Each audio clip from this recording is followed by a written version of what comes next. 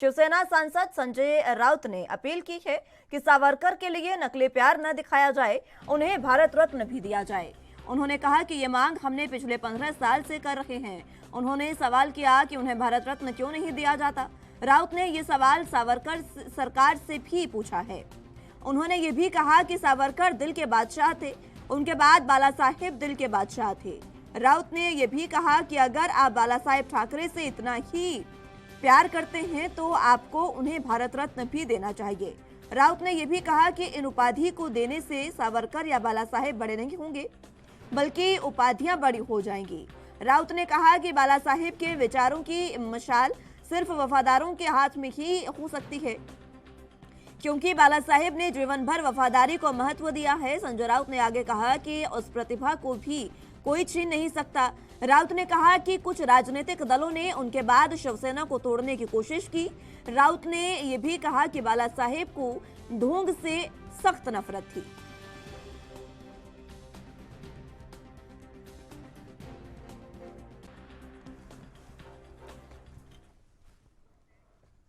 इस खबर पर जरा जानकारी के लिए मुंबई से संवाददाता सत्यप्रकाश सोनी हमारे साथ मौजूद हैं। सत्यप्रकाश, फिलहाल संजय राउत की अगर बात करें तो जेल से बाहर आने के बाद अब वो कुछ सक्रिय हो गए हैं पार्टी के लिए, और इस बार उन्होंने सावरकर और बाला साहेब ठाकरे के लिए भारत रत्न की मांग कर दी है। बिल्कुल मुस्कान जी, देखिए महाराष्ट्र में आज बाला साहब ठाकरे की पुण्यतिथि मनाई जा रही है। खासकर मुंबई में शिवाजी मैदान में बाला साहब ठाकरे की आज पुण्यतिथि मनाई जा रही है। तमाम जो शिवसेना के नेता हैं वह शिवाजी मैदान पहुंच रहे हैं और ठाकरे को श्रद्धांजलि दे रहे हैं। लेकिन इस बीच जेल से बाहर आए संजय राउत ने जिस तरह से बयान दिया है, ऐसे में भारतीय जनता पार्टी की तरफ से कहा जा रहा है कि संजय राउत का अचानक सावरकर प्रेम क्यों जाग गया, क्योंकि सावरकर को भी लेकर उन्होंने एक बयान दिया और कहा है कि सावरकर दिल के बहुत बड़े आदमी थे, उन्हें भी भारत रत्न देना चाहिए। इसके अलावा बाला साहब ठाकरे ने जिस तरह से शिवसेना को आगे ले जाते हुए 50 सालों का योगदान दिया है, उसको लेकर उन्हें भूलना नहीं चाहिए। भारत रत्न बाला साहब ठाकरे को भी देना चाहिए। ऐसे में भारतीय जनता पार्टी और महाराष्ट्र की सरकार इसमें हिचकिचाहट क्यों कर रही है? क्यों नहीं आखिरकार भारत रत्न बाला साहब ठाकरे और वीर सावरकर को दे रही है?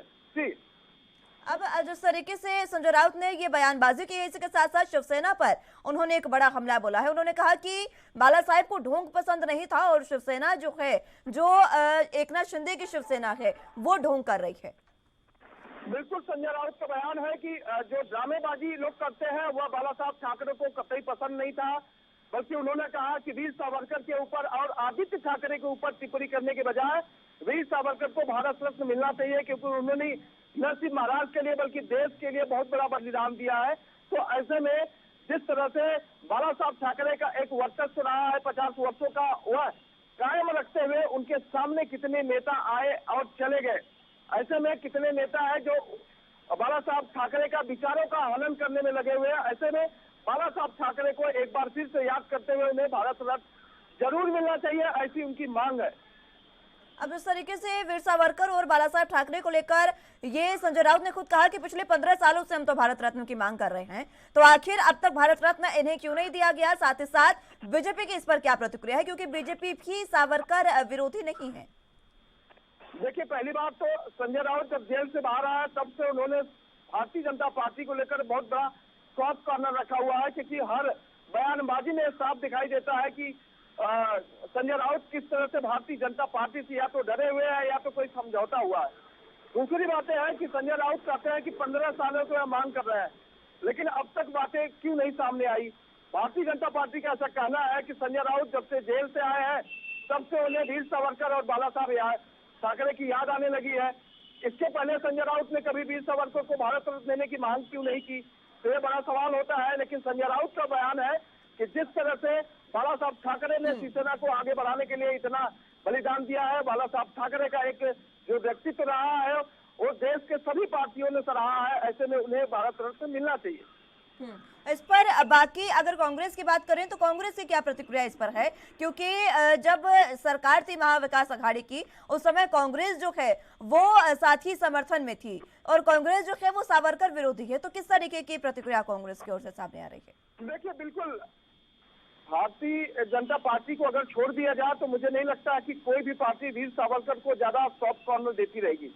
ऐसे में कांग्रेस की तरफ से सीधे तौर पर यही है कि संजय राउत ने जो बाला साहब ठाकरे को भारत रत्न देने की मांग की है वह बिल्कुल सही है, उस पर अमल करना चाहिए। लेकिन वीर सावरकर को लेकर कांग्रेस की तरफ से कोई बयानबाजी नहीं की गई है। इसका मतलब कांग्रेस का कहीं न कहीं इस बात को लेकर विरोध जरूर हो सकता है। हालांकि किसी बड़े नेता ने इस पर बयान नहीं दिया है, लेकिन जिस तरह से कांग्रेस ने चुप्पी साधी हुई है उस पर एक सवाल खड़ा होता है कि आखिर कांग्रेस की तरफ से ऐसा बयान क्यों नहीं आया या वीर सावरकर को भारत रत्न देने की मांग क्यों नहीं उठाई गई। क्या एनसीपी की इस पर कोई प्रतिक्रिया सामने आई है सत्य प्रकाश? देखिए, एनसीपी की तरफ से अभी कोई बातचीत नहीं हुई है। हालांकि मीडिया ने जरूर कोशिश की थी कि एनसीपी के किसी बड़े नेता से इस पर जो है सवाल लिया जाए, लेकिन क्योंकि मुलाकात नहीं हुई और मुंबई में जिस तरह से बाला साहब ठाकरे की पुण्यतिथि मनाई जा रही है, तमाम सैनिक जो है दादर स्थित जो है पुण्य स्थली पर पहुंच रहे हैं, वहाँ श्रद्धांजलि दे रहे हैं। ऐसे में तमाम नेता जो है कहीं न कहीं बाला साहब ठाकरे की 10वीं पुण्यतिथि में व्यस्त